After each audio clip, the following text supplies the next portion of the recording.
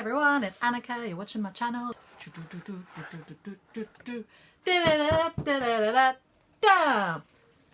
Traditional Wicca, A Seeker's Guide by Thorn, Mooney.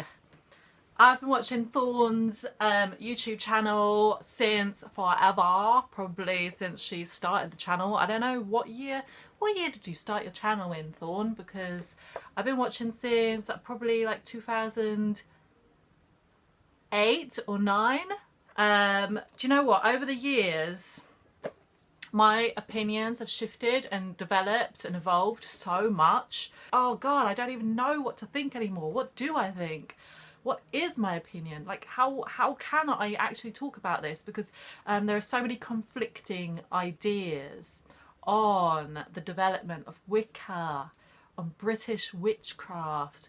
Gerald Gardner, what was he all about? Who the hell was he? What was he all about? What was, you know, what is this? What is this? Maybe I'll just quickly like tell you guys very briefly like how I can explain it. Like, Gerald was a guy who had decided to retire to England after living in Asia for the vast majority of his life.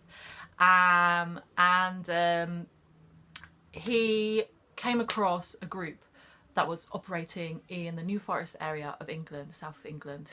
And he became like immersed into this idea of witchcraft, very much based on the publications of a lady called Margaret Murray, who had these theories about what witchcraft was and how it operated as a cult or religion that worshipped a god and a goddess and celebrated Sabbaths. And then Alexander's came in and he was like, hey, I'm also totally, yes, into this, and I know what you're talking about, and I'm gonna expand even more.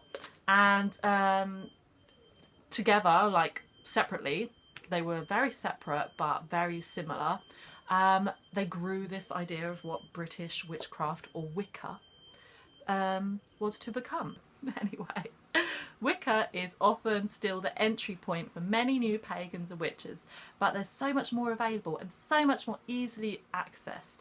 People move on from Wicca sooner, or they never consider it to begin with. Sometimes this is genuinely because they belong elsewhere. Wicca is not and has never been for everyone, but other times it's because they assume that Wicca is fundamentally lacking depth, lacking longevity, lacking relevance, or lacking self-reflection.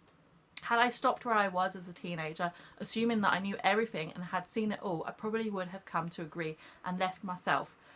So she's basically taking it deeper, taking it to a deeper level of explaining what Wicca really is, because I think a lot of people, I'll agree with her, a lot of people have a very, very, very shallow understanding of what Wicca is, and they take it at this face level of like, oh, okay, it's just, you know, decorate your altar and celebrate seasonal festivals, and it's like so much more than that.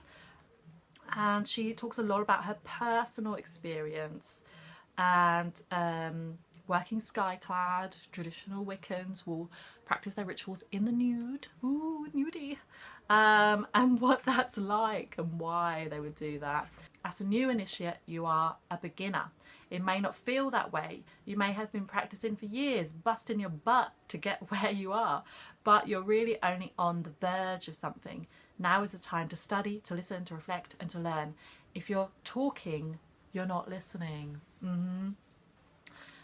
If you're on the internet running your mouth about things you don't yet understand, you're using up valuable time that you could be using to actually practice witchcraft. That's true, isn't it? There's a lot of people online, there's a lot of people on YouTube that are all about their yap, yap, yap, and not actually really doing much, not actually practicing what they preach. So, and most of all, I think you should buy this book and tell me what you think, okay? And what do you think of Wicca, traditional Wicca, Gardnerian Wicca?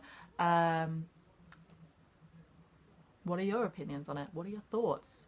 Maybe you want to learn a bit more of what it really is all about. Maybe you should read this book. See you next time. Bye.